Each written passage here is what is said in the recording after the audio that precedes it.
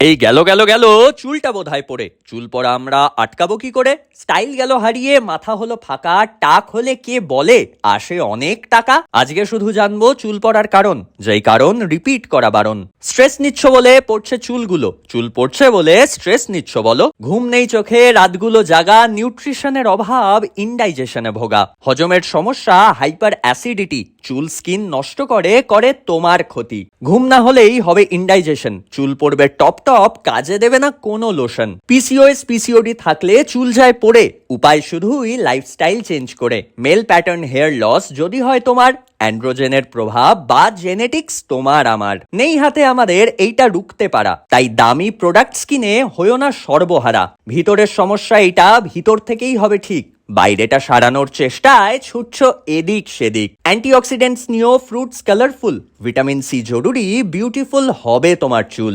জল খেয়েও বেশি, ঘুম পর্যাপ্ত, কেমিক্যাল প্রোডাক্টস গুলো জানবে খুব অভিশপ্ত। এবার জানাও তোমরা তোমাদের কিরম হেয়ার লস, সাধ্যমতো চেষ্টা করব চুল পড়া করতে পজ।